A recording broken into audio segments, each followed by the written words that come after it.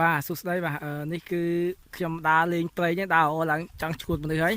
ឥឡូវបានឃើញវល់ចងឯងមិនមែនខ្ញុំចងណាវាចងធម្មជាតិរបស់វាមិនខ្ញុំព្យាយាមទៅចងណាទីច្រឡំតែខ្ញុំព្យាយាមទៅចងឲ្យមើលហើយនេះខ្ញុំជប់សូមឲ្យច្បាស់សិននេះគឺនេះចងឯងនេះនេះឃើញចងឯងអត់នេះឃើញទេចងឯងហ្មងអត់ទៅភូតភរកុហកអីទេគឺវល់ចងឯងហ្នឹងឃើញទេ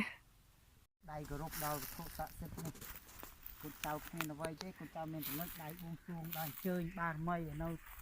តាំងនៅទីកន្លែងនេះគុណចៅសូមកាត់នៅធ្វើចងឯងណា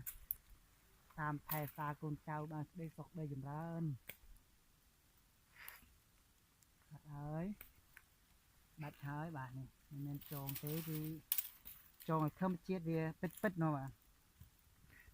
ពេញក្រៅគឺធ្វើប្រេងណាកាត់ចោលចាំឲ្យច្បាស់ណាបាទជប់កាត់ហើយបាទនេះវល់ចងឯងនេះអត់បន្លំអត់អីទេនេះវាគេចងឯងចេះទៅនេះខាងគល់បាទនេះគល់បាទនេះអត់បន្លំអត់អីទេសសហើយនេះកាត់ហើយបាទធម្មជាតិបាទបាទនេះអូខេវល់ចងឯងបាទនេះអត់បន្លំអត់អីទេបាទអត់បន្លំអត់អីទេនេះច្រឡំមកឲ្យខ្ញុំមិនមែនតែលក់តែដូរណាមិនមែនណាហើយក៏នេះតែបើតែជួចិត្តទេប៉ុណ្ណឹងអូខេអរគុណច្រើនប៉ុណ្ណឹងបានជួបគ្នាក្រោយជួបដៃ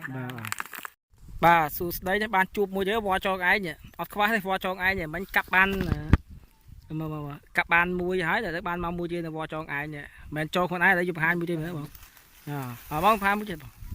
បង្ហាញមួយទៀតបាននេះឃើញទេនេះវល់ចងឯងឃើញទេពីរជាប់គ្នាទន្ទឹមគ្នាវារកឃើញមកកណោអត់ខ្វះទេវល់ចងឯងបើយើងឃើញអត់ខ្វះទេមកកណោឃើញទេចងឯងអានេះចងដូច